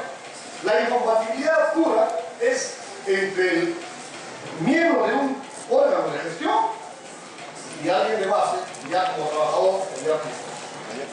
Entonces hay que empezar eso. En tanto delegado, no hay realmente, usted no tiene pues, la decisión de disponer, ¿no? O de sancionar o de responder. Usted únicamente asiste a su asamblea y con su voto puede apoyar una moción. ¿Ya? Entonces hay incompatibilidades relativas y hay incompatibilidades absolutas. ¿Ya? ¿Cuál sería la incompatibilidad absoluta? La que hemos referido, ¿cierto? Un miembro del Consejo de Administración o de cualquier otro órgano de gobierno no puede tener como pariente a un asesor legal o un asesor de cualquier índole. ¿Ya? Eso es absolutamente incompatible. Muy bien, señores, creo que vamos a hacer un break, ¿no? Para que sirva el criterio. A su vez mantiene la condición de socio hábil. Esto significa que debe cumplir sobre sus obligaciones de vacancia. El directivo es vacado, ya hemos hablado. A su fallecimiento, a su renuncia, o cuando deje de asistir justificadamente a las sesiones de consejo o del comité, según las oportunidades que se dan en su estatuto, etc., o por haber devenido incapaz físico o mentalmente, destitución o remoción por falta grave sancionada por la Asamblea General, proceso establecido por el propio estatuto, y otras causales que señalen. Acá en el otro hemos visto antes sobre el tema de las inasistencias, dos positivas o tres atrás. Y estas son las otras causales. ¿Ya? Pasamos, amigos. Hay otro tema que quiero responsabilidad dirigencial. El artículo 33 de la ley habla cuándo los directivos son responsables. Los miembros del Consejo y de los comités son respectiva y solidariamente responsables por las decisiones de estos órganos. Quedan eximidos de... En antes les hablaba de que hay que dejar constancia de su desacuerdo. Ahí dice, quedan eximidos de su responsabilidad los miembros de los consejos y comités que salven expresamente su voto en el acto de tomarse la decisión, con cargo de hacerlo constar en la respectiva acta, ¿no? O con carta notarial, eso es importante. Sucede a veces de que, por algún motivo, no dice constar mi desacuerdo en el acta y el acta ya se levantó, ya se cerró, o ya no hay oportunidad.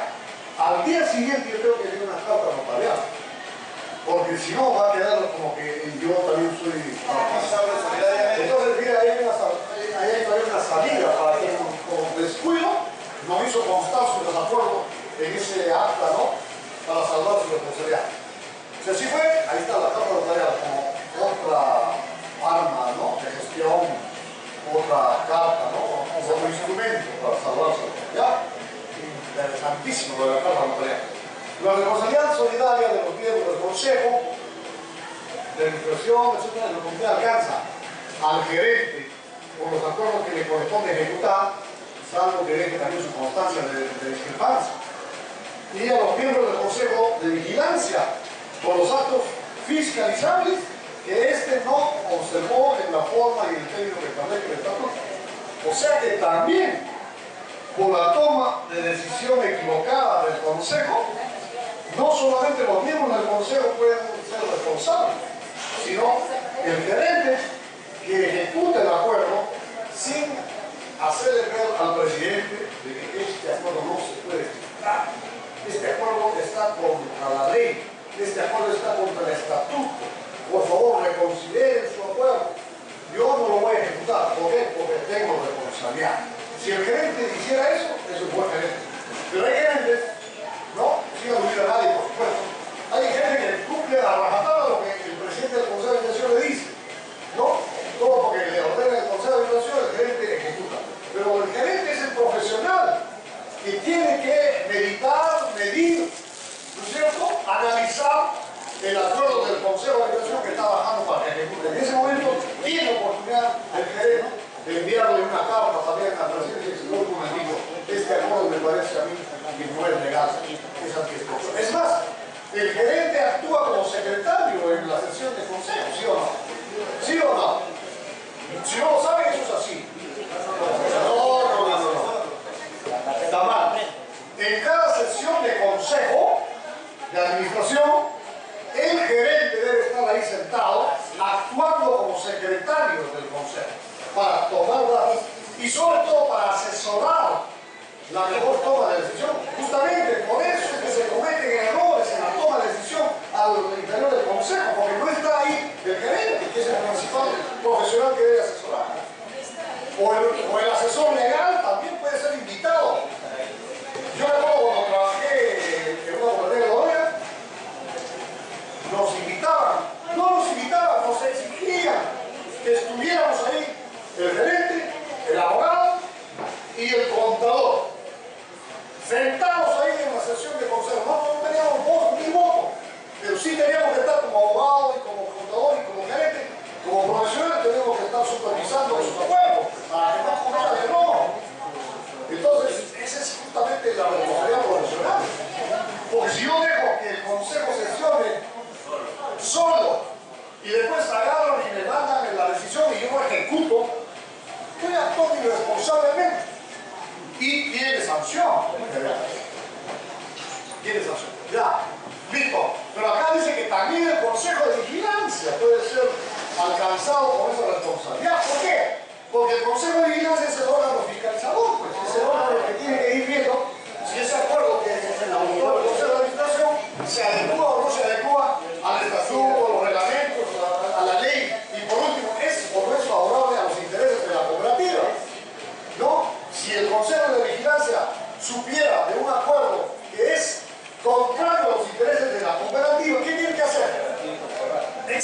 frente. Tiene que observar y decir un momentito, ese acuerdo para nosotros es inejecutable. Así que bajo responsabilidad, señor, le hacemos saber nuestra discrepancia con ese acuerdo. Y usted cree que, claro, entonces mira cómo inteligentemente nuestro sistema cooperativo, nuestro modelo, tiene esos filtros, ¿no? Tiene filtros. Entonces, ¿por qué llegamos a tomar decisiones equivocadas? Por desconocimiento, ¿no es cierto? O porque simplemente no nos interesa nuestra cooperativa. Porque si actuamos tal como debe hacerse, no deberíamos tomar acuerdos contrarios y nunca tendríamos problemas. Porque al sesionar ahí está mi abogado, ahí está el contador, ahí está el gerente, y por último ahí está el vigilante, o sea, el consejo vigilante. ¿Por qué tengo que tomar una decisión contraria? Hay que recapacitar esto. ¿Qué está pasando? Faltan charlas, faltan charlas. Aparte de que faltan charlas, escuela cooperativa, visión cooperativa, espíritu cooperativo, porque el cooperativista, para ser tal, tiene que estar convencido de la bondad del modelo, de la bondad del sistema. Es como cuando usted es invitada a una iglesia evangélica, usted de la noche a la mañana no entra a ser miembro de esa escuela o de esa iglesia, usted tiene que bautizarse. Y para bautizarse usted tiene que pasar por un periodo de aprendizaje. Y usted tiene que asumir ese tema para recién bautizar. Así también es la vida de la cooperativa. No puede ser que un socio que de la noche a la mañana llega a la cooperativa, al año siguiente ya está postulando para directivo. No, tiene que pasar por un aprendizaje. Y ese socio tiene que asumir el modelo cooperativo como un modelo de vida, es decir, tiene que convertirse en cooperativista. Entonces ese también es una piedra angular para evitar errores. Cuando el cooperativista es verdaderamente cooperativista, evita problemas. Y dice, no, un momentito, usted está llevando una sesión del consejo de administración, correcto. ¿Le ha invitado usted al abogado, al contador, al gerente? No. ¿Por qué no? Ellos son los profesionales que tienen que cuidar que nuestro acuerdo sea realmente válido. Entonces eso lo hace el cooperativista.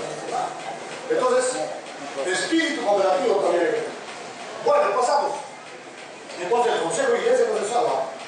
Listo. ¿Qué es una cooperativa de servicios especiales? Entramos al segundo tema. Esto es importante, amigos, porque he sido yo informado de que hay una tendencia en esta cooperativa que después de 30 y tantos años que tiene emergencia como servicios especiales, hay la necesidad de mudar, de cambiar, de saltar a una nueva tipología, ¿no es cierto? ¿Y cuál sería la nueva tipología más adecuada a lo que ustedes hacen, a lo que ustedes continua y rutinariamente hacen? ¿No es cierto? La tipología más adecuada, más cercana a lo que ustedes hacen, tendría que ser la de servicios múltiples. Porque si como servicios especiales no les ha ido bien, que digamos, en todo este largo de 30 y tantos años, entonces si están pensando en mudarse de tipología, la adecuada tendría que ser una de servicios múltiples, porque no se van a ir a una cooperativa de vivienda, ¿no? No es seguro. No se van a ir a una vivienda, a una cooperativa de ahorro y crédito únicamente, porque tampoco es seguro. Ustedes están dedicados al negocio, a la comercialización de productos. Entonces, la tipología más adecuada vendría a ser la de servicios múltiples. La de servicios múltiples le permite, como su nombre mismo dice, ¿ya?, acometer, realizar, ejecutar múltiples rubros, múltiples actividades económicas comerciales ligadas al principal ejercicio que tienen ustedes, que es el comercio. Muy bien. Entonces le dice, ¿qué es una cooperativa de servicios especiales? La que ustedes ahora son. Dice, son las que propongan realizar actividades de servicios relativamente diferentes a los de la cooperativa, comprendidas en los demás tipos. La cooperativa podrá realizar actividades propias de cooperativas de otros tipos empresariales a condición de que sea solo accesorio o complementario de su objetivo social y esté autorizado por el estatuto de la Asamblea General. Bueno, no va a ir mejorando tremendamente. El tipo de cooperativa de servicios especiales, como ustedes lo saben, porque ya tienen más de 38 años trabajando en este tipo, que solamente permite comercializar productos, es decir, el mercado de abastos es una cooperativa de servicios especiales. Un mercado como el de ustedes es una cooperativa de servicios especiales. Pero pueden hacer otros rubros, como por ejemplo el prestarse dinero, el ahorro y crédito, ¿lo pueden hacer? Sí lo pueden hacer, pero subsidiariamente, es decir, como de pasadita, como que, ¿no? Pero a veces el ahorro y crédito, sin embargo, a veces es más importante, porque ahí es cuando realmente la cooperativa también gana. ¿Ya? Y hay que procurar que la cooperativa gane. Porque si la cooperativa no gana, entonces ¿cómo puede también desarrollarse institucionalmente? Entonces, lo que pasa es que esta cooperativa, los socios o los dirigentes no todos tienen el servicio, no tienen el espíritu de servir a los demás, sino mayormente es servir. Una noción generalizada, ¿no? En las cooperativas. A veces creemos de que la cooperativa es nuestro único modo de salir adelante en el tema de la falta de trabajo y la falta de oportunidades. Correcto, eso es lo principal. Cuando uno viene a una cooperativa, lo primero que ve es qué oportunidades tengo yo de mejorar ostensiblemente mi calidad de vida y mi oportunidad de trabajo. Pero una vez resuelto ese tema, el tema es ya institucional. Ahora, ¿cómo colaboro yo para que mi cooperativa realmente sea grande, ¿no? Y beneficie, además de mí y mi familia, beneficie también a la comunidad? Ese es el espíritu cooperativo. Entonces, sea cual fuere la tipología, realmente debe ser eso, que finalmente simplemente la calidad de vida de cada uno de sus socios y de sus familias colabore también con la comunidad. Eso no se está logrando para nada acá. Entonces, si ustedes, vamos a pasar, si ustedes están pensando en mudarse de tipología, a ver, un ratito, el artículo número 7 de la Ley General de Cooperativas dice: las cooperativas primarias se organizan con sujeción del siguiente. Por su estructura social, toda cooperativa se constituirá y funcionará necesariamente en una de las siguientes modalidades. Cooperativa de trabajadores, cuyo objeto es ser fuente de trabajo para quienes al mismo tiempo sean sus socios y trabajadores. Cooperativa de usuarios, cuyo objeto es ser fuente de servicios para que sean o puedan ser los usuarios de servicios. Muy bien, entre cooperativa de trabajadores y cooperativa de usuarios, ustedes son cooperativa de usuarios. Porque ustedes no trabajan para la cooperativa, sino que ustedes tienen sus propias fuentes de trabajo en esta cooperativa. Entonces es una cooperativa de usuarios. Dentro de la cooperativa de usuarios, ustedes están en la tipología de servicios especiales. Se dedican únicamente a comercializar productos. Listo. Como quiera que esto no ha dado muchos resultados, o casi nada, entonces hay que mudarnos de tipología, porque lo que queremos es hacer crecer esta cooperativa y mejorar también cada uno de nosotros, ¿cierto? Entonces vamos al tema de la cooperativa de servicios múltiples. Pasamos. Estos son los diferentes tipos de cooperativas que tiene nuestro listo. Cooperativa cerrada. Mira, sigue pasando, vamos a la múltiple de realidad. Ese es el tipo que les convendría adoptar si es que quisieran mudarse de este tipo de servicios especiales. Una cooperativa de servicios múltiples es una empresa de carácter privado del sector de servicios en la cual sus propietarios, o sea los socios, son a la vez sus usuarios, los cuales hacen uso de los servicios variados, entre los que destacan ahorro y crédito, consumo, vivienda, transporte, educación, entre otros. Claro, y dentro de esta gama de actividades está lo que principalmente tiene que hacer, ¿cierto? La comercialización de productos al por mayor, al por menor, etc. Y de ahí puede salir lo que yo te decía, que ustedes mismos produzcan algunos de los objetos o algunos de los artículos que suelen comprar, ¿no es cierto? En algunas cooperativas ya producen ellos mismos sus productos, es decir, fabrican ya. Muy bien, pasamos. En una cooperativa de servicios múltiples se puede también hacer servicio de crédito. Sí. Podemos otorgar préstamos a los asociados con garantía personal, prendaria o hipotecaria, con fines productivos de mejoramiento de bienes personales de familia. Recaudar y administrar la cartera de crédito de los asociados u otras actividades complementarias del anterior que estén dentro de las normas legales vigentes en beneficio de los asociados. Servicio de previsión, ¿no? contratar servicios de asistencia médica, quirúrgica, farmacéutica, hospitalaria, servicios de educación, capacitar en educación cooperativa, etcétera, etcétera. En verdad, todo tipo de cooperativa debería tener estas dos cosas como responsabilidad social. La cooperativa es una entidad que, además de hacer gestión de negocios excelentes que benefician a cada uno de sus socios como dueños de sus puestos, también debe hacer estas actividades de servicio de previsión y educación. El de previsión, por ejemplo, toda cooperativa debe tener su fondo de ayuda mutua, su fondo de previsión social que le llamamos. ¿Qué sucede cuando alguien fallece, se enferma, pierde su negocio, hay un incendio, perdió toda su mercadería? ¿Qué sucede? ¿La cooperativa lo desampara? No, siempre tiene que haber un fondo que ayude a ese compañero socio que... Ahí está. O sea, no necesitamos ser todavía una cooperativa de servicio múltiple para tener. Todos los tipos tienen que tener. Muy bien. Entonces hay que apuntalar eso, hay que mejorar eso. Igual los servicios de educación.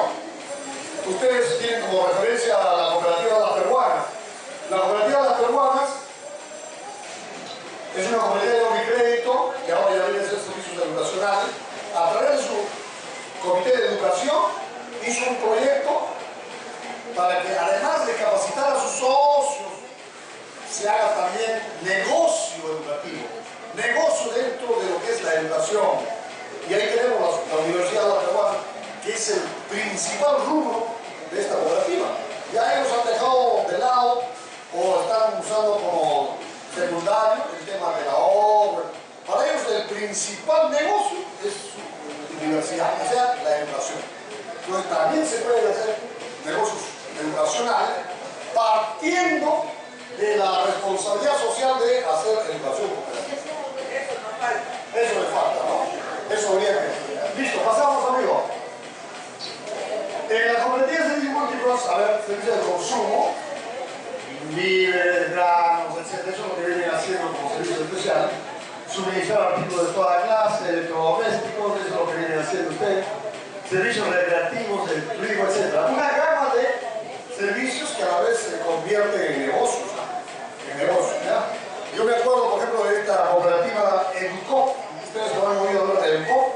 Educop es una cooperativa de los maestros, de los profesores que se han juntado para hacer cooperativismo y, además de la obra y crédito, que es lo que maneja, tenían el servicio del turismo para sus propios socios, ¿no? O sea, un poco cómo mejorar la calidad de vida de sus socios, haciendo el turismo, mejorando o rebajando las tarifas de paquetes turísticos para sus socios. Pero luego eso como que era como servicio para sus socios, resultó ser un negocio. O sea, ya lo han convertido en un negocio más de la cooperativa. Entonces ahora ellos ya tienen una agencia de viajes y tienen como negocio el turismo. Entonces, miren cómo cuántas cosas se pueden hacer con el cooperativismo. Así como doctora, como de rama magisterial. Claro. Una serie de sí. Ya, entonces es importante. El trabajar con servicios múltiples nos da oportunidad de incursionar en todas estas gamas de la actividad empresarial, partiendo primero del servicio a los socios, ¿no? Primero empezamos dando el servicio, por ejemplo, de salud a nuestros socios, pero luego vemos que es el negocio, entonces nos vamos proyectando como negocio una clínica, ¿no? O no sé, una cadena de boticas, etc. Ya, primero vemos como servicio a nuestros socios el hacerle sus paseos, el hacerle su turismo, etc. Pero luego decimos, oye, ¿por qué no hacemos negocio de esto? Entonces viene el proyecto de negocio y sale una empresa de servicio turístico. Excelente. Pasamos. Cooperativas de servicios múltiples, sector de vivienda. También podemos incursionar en vivienda haciendo servicios múltiples. ¿Ya ven? O sea, podemos estar acá teniendo nuestro puesto lleno de mercadería, estamos chéveres, ganamos bien, sobre todo en época, ¿no? Pero, a ver, ¿qué le está pasando a nuestros socios? ¿Cómo está en cuanto a su vivienda? ¿Cómo está en cuanto a su familia? De repente están viviendo todavía en un cuarto alquilado, en un departamento que les sale carísimo. ¿No es cierto? Entonces, todo lo que aparentemente ganan haciendo negocios acá de artículos, se les va pagando el departamento, pagando el y no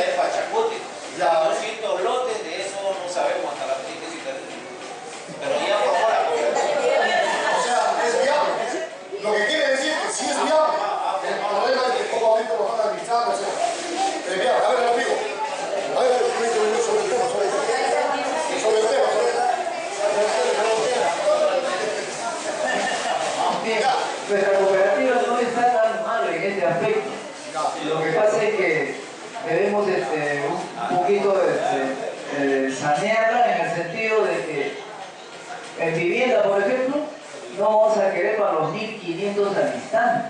Claro, es progresivo. Tiene que ser paso a paso, gradualmente. Porque en otros lugares prácticamente yo veo empresarios que compran, por ejemplo, 100 metros, 200 metros. En 2 o 3 años tienen tremendas tiendas por aquí y por allá. Nosotros queremos alcanzar al momento, creo, los 1500 creo que no se va a poder, porque en fondos no va a cubrir todo eso. Claro, pero la idea está ahí. Obviamente, cuando se hacen los proyectos hay que hacer proyectos progresivos. Hay que hacer proyectos progresivos, ¿no? De poco hacia de los chicos a los grandes. ¿Ya? Pero lo importante es tener esa visión. Hay que querer eso, hay que visionar eso. ¿Ya? Y visionar eso implica tener mentalidad positiva. ¿Ya? Exactamente. ¿Ya? Entonces, habrán visto ustedes en este poco espacio de charla cómo es posible que a través de una tipología de servicios múltiples sí se pueden hacer múltiples negocios partiendo primero del servicio a los socios. ¿Ya? Servicio de vivienda a los socios, progresivo, con programas pequeños, etc. Una vez que usted termine, ¿y por qué no hacemos negocio inmobiliario? Ya nuestros socios todos tienen sus lotes, tienen sus casas, pero hemos aprendido este negocio. ¿Lo ponemos entonces como negocio? Sí. Entonces constituimos una inmobiliaria dentro de la cooperativa de servicios múltiples. Y eso es importante porque y entonces tienen ustedes ingresos a partir de varios grupos. Bueno, creo que ya están cansados, vamos a pasar a la última. Sí, pásenlo. Ahí hay un cuadro que diferencia a una cooperativa de servicios especiales de una servicios múltiples. Casi no hay mucha diferencia. La diferencia está más bien en el tema tributario, legal, contable, ¿ya? Mientras que una cooperativa de servicios especiales está dedicada únicamente, como ustedes lo hacen, a su comercio de bienes y artículos. Una de servicios especiales puede hacer múltiples negocios. Lo que sí tiene que hacer es lo siguiente: constituir una entidad para cada rubro. Eso sí es posible. Eso tiene que ser así. Es decir, si usted se va a dedicar a la inmobiliaria, entonces hay que constituir una empresa inmobiliaria dentro de la cooperativa de servicios múltiples. Si usted se va a dedicar al turismo, hay que constituir una agencia de turismo. Si usted se va a dedicar a la empresa que se dedica a la educación, eso es la diferencia nomás, ¿ya? Mientras que por el servicio especial ustedes nunca salen de hacer sus negocios de artículos, con una entidad de servicios múltiples ustedes pueden tener la posibilidad de diversificar sus servicios y sus productos. Ustedes pueden tener una cooperativa grande, que es la cooperativa la que actualmente les alberga, pero con diversos rubros. Y cada rubro manejado empresarialmente, o sea, una empresa por cada rubro. Imagínense, eso es una potencia. Al cabo de unos 5 años, ustedes ya no van a estar acá en el hueco. Esto ya será pues un edificio, tendrán otro sitio donde funcione. Esa es la perspectiva, amigos, para finalizar ya, esa es la perspectiva de una empresa cooperativa de servicios múltiples. Ustedes pueden generar múltiples negocios. Yo creo que hasta acá. Cuando dice respecto a los remanentes, ¿quiere decir que hay más remanentes en la cooperativa de servicios múltiples? Por supuesto que sí. ¿Por qué? Más ganancia. ¿No? Le llamamos remanentes, en el mundo cooperativo le llamamos remanentes a lo que es la ganancia después del ejercicio económico, ¿cierto? Definitivamente, si usted trabaja en una cooperativa de servicios múltiples, es decir, manejando múltiples negocios, va a tener más ganancia al término del ejercicio económico. O sea, más remanentes. Esos remanentes, la asamblea lo decide, o se reparte entre los socios o se capitaliza, ¿no es cierto? El anterior expositor del día de hoy dijo que los remanentes solamente se renuncia cuando trabajan. Por ejemplo, un ejemplo, que hay personas que trabajan a socios y se alquilan un puesto. De esa ganancia solamente le pertenecía el remanente a la persona que generaba ingresos, más no a los demás. No. A ver, no sé desde qué perspectiva les ha hablado el asesor o el profesor. Los remanentes son las ganancias que obtiene la cooperativa como cualquier empresa al finalizar el ejercicio económico. ¿Cuándo finaliza el ejercicio económico? En diciembre, ¿no es cierto?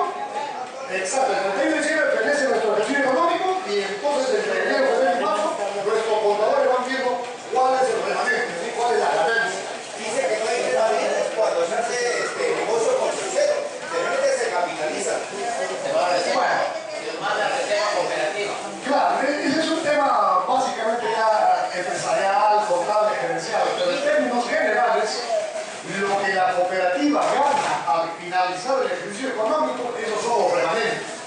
Que un porcentaje se tenga que ir a la reserva cooperativa, otro porcentaje de inflación, otro porcentaje a electoral, y el saldo se reparte o se capitaliza, ese ya es una toma de decisión de la asamblea, debidamente asesorado por el gerente, porque es el gerente el que opina finalmente qué debe hacerse con el remanente.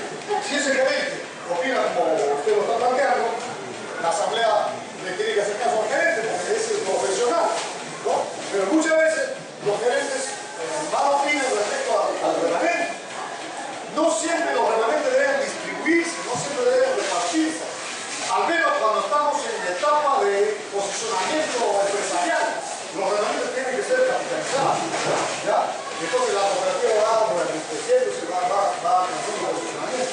Y va a llegar un momento en que ya los remanentes hay que repartirlos, porque cada socio también quiere ver plata en su bolsillo, ¿no es cierto? Entonces, amigos, como corolario, como punto final de esta charla, saben ustedes que la mejor forma de conducir una cooperativa es a través del espíritu cooperativo que cada uno de ustedes tiene que tener. Es como que se han convertido al evangelio. Así también ustedes tienen que asumir el cooperativismo como una forma de vida. Otro, aparte de la ley, del estatuto, el tema de la buena fe, la transparencia, ¿no es cierto? Eso que hemos hablado. Que no está en estos estatutos, pero está acá adentro, ¿no? Si usted es cooperativista o comisión, entonces siempre su actitud como dirigente va a estar guiado por la buena fe, la transparencia, el beneficio para todos. Entonces, de ese modo, vamos a evitar caer en problemas, ¿ya? Y por último, si por desgracia caemos en problemas, la mejor forma de resolver nuestros problemas es internamente a través del debido proceso, ¿ya? Ahora, en cuanto a psicología, ya hemos visto de que si van a mudarse de servicios especiales, lo mejor es que se muden a servicios o servicios múltiples que les permiten una serie de negocios. Muchas gracias. Agradecemos la brillante exposición del doctor Moisés Ramón González y quienes son muy agradecidos por esta charla. Estamos entonces en este momento ya por clausurado el pleno de día y están invitados para el próximo lunes a las 6:30 de la tarde para continuar con la charla. Son 5 módulos, hemos terminado 2 para el primer módulo. Así mismo se le invita a ustedes a su capacitación que está realizando. Muchas gracias, doctor.